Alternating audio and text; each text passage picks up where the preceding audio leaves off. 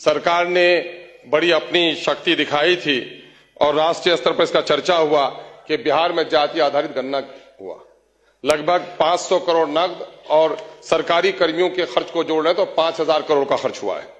लेकिन आज जिन लोगों को सर्वे इसलिए कराया गया था कि जिन लोगों की हालत खराब है उनको अच्छा किया जाए, लेकिन उसमें अकलियतों की 2 लाख नौकरी और शेड्यूल कास्ट की 1 लाख नौकरी खत्म कर दी गई है, उस पर कोई चर्चा नहीं हुआ। बिहार को अगर विशेष राज्य का दर्जा या सेंटर से कोई पैकेज मिलता है तो वो गरीबी की वजह से, और सबसे बुरा हाल सीमांचल का है, और सीमांचल के बारे में एक शब्द भी इसमें नहीं कहा गया है।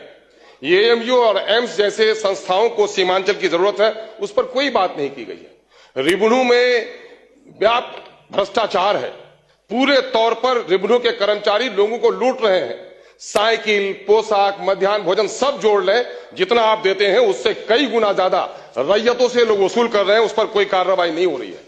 हेल्थ के मामले में अगर आप देखेंगे, मेरे विधानसभा क्षेत्र और सीमांचल की यही हालत है कि मेरे यहां 35 डॉक्टर होना चाहिए 5 लाख आबादी में, सिर्फ 11 डॉक्टर हैं। क्या आज के दिन में भी हमारे साथ यही नाइंसाफी रहेगी? एजुकेशन का हाल चौपट है।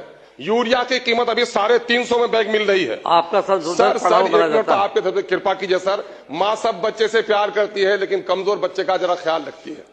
महोदय, मैं आपसे कहना चाह रहा हूं, सीमांचल कटाव है और वहां पर कटाव के सिलसिले में कुछ भी काम नहीं हो पा रहा है। मैं आपको यह भी कहना चाहता हूं कि इस वक्त कब्रिस्तानों की घेराबंदी बड़ा काम नहीं है। मामला लॉ एंड ऑर्डर को दुरुस्त बनाना है।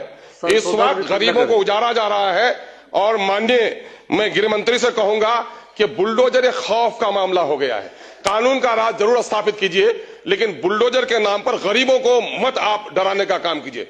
अमीरों के जो महल बने हैं गैर कानूनी तौर पर, उन पर बुलडोजर लगा दीजिएगा तो यकीनन है कि आपको हम लोग शाबाशी देंगे। लेकिन गरीबों की झोपड़ी को उजाड़ कर, जिनको रोजगार नहीं दे पाए हैं, उनकी वैकल्पिक व्यवस्था कर दीजिए, फिर उनको उजाड़ने, उनको हटाने का काम कीजिए। बहुत बहुत महोदय, आपने समय दिया, उसके लिए बहुत बहुत शुक्रिया।